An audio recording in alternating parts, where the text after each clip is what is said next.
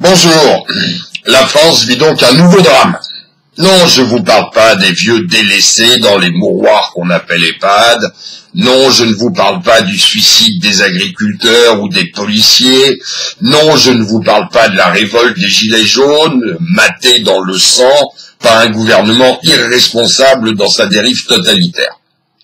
Je vous parle du drame horrible, vécu par une délicieuse jeune femme voilée, et manifestement aussi habillée d'une longue robe noire, du moins c'est ainsi qu'elle apparaît dans sa vidéo, qui se serait fait refuser la dépose de son CV dans une boutique Etam de Montpellier.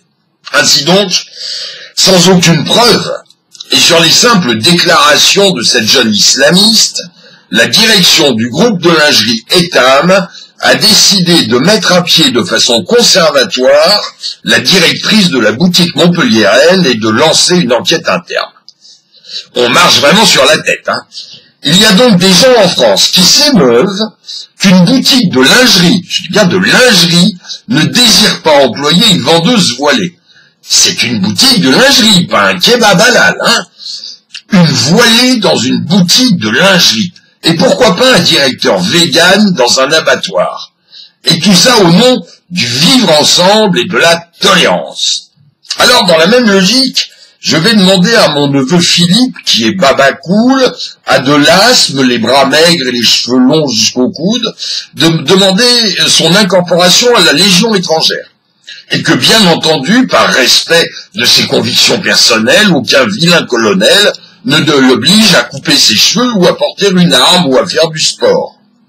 Moi-même, je me suis senti extrêmement discriminé lorsqu'on m'a refusé le certificat médical pour mon inscription au marathon de Paris.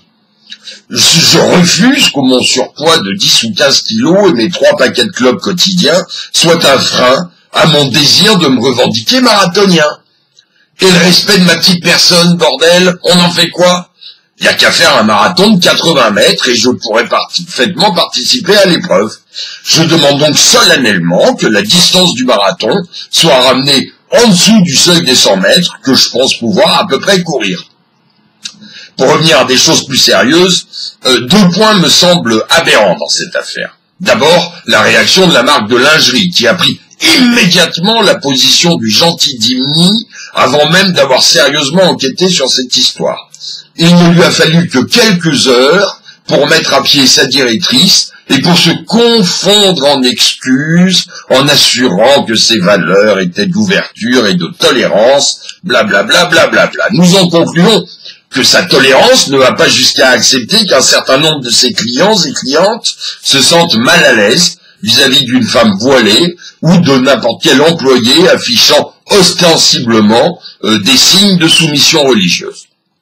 Ensuite, je trouve extraordinaire que la jeune islamiste qui a fait cette vidéo à la fois chougnarde et agressive, la chougnerie et l'agression étant les 2 facettes du même CCIF.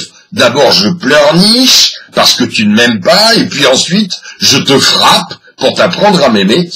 Je disais donc que cette vidéo soit sortie 3 ou 4 jours seulement après que la très courageuse et admirable avocate iranienne Nasrin Sotoudeh ait été condamnée à 38 années de prison et 148 coups de fouet pour avoir défendu des jeunes iraniennes ayant refusé de porter le voile.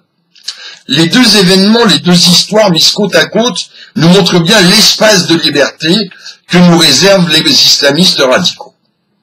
Enfin, nous devons aussi mettre cet événement en parallèle avec les paroles de Macron en faveur du port du voile au travail lors de sa venue à Bordeaux, ainsi que de ses menaces qui, elles, n'étaient pas voilées, de poursuites contre les entreprises qui oseraient refuser d'embaucher des femmes voilées. Ces déclarations de Macron sont une véritable trahison à la République, à la laïcité, à notre culture et à ce que nous sommes.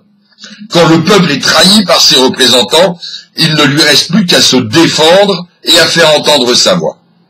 En tant que citoyens français attachés à la laïcité dans l'espace public, nous nous devons d'avertir les entreprises qui, par lâcheté ou soumission à une certaine frange de la population, sont prêtes à accepter la généralisation du halal, du voile, de la charia, que nous ne nous laisserons pas faire. À nous de montrer que nous sommes encore majoritaires dans ce pays et que notre argent vaut au moins autant que celui des gens qui ont décidé d'imposer chez nous des cultures et des traditions qui nous heurtent. Avec la Meutrange, j'ai lancé une pétition sur le site mesopinions.com afin que nous soyons nombreux à déclarer aux patrons de boutiques et magasins notre mécontentement et notre refus d'être en contact avec des employés affichant leurs convictions religieuses, qu'elles soient chrétiennes, juives, musulmanes ou pastafaristes. Bien entendu, la pétition a été supprimée au bout de moins d'une heure. Voici encore une belle preuve de la façon dont les grands médias nous musellent et veulent étouffer nos inquiétudes et notre colère. D'ailleurs, cette vidéo sera aussi très certainement censurée par Facebook, YouTube et les autres réseaux. Bienvenue dans un monde de grands remplacements.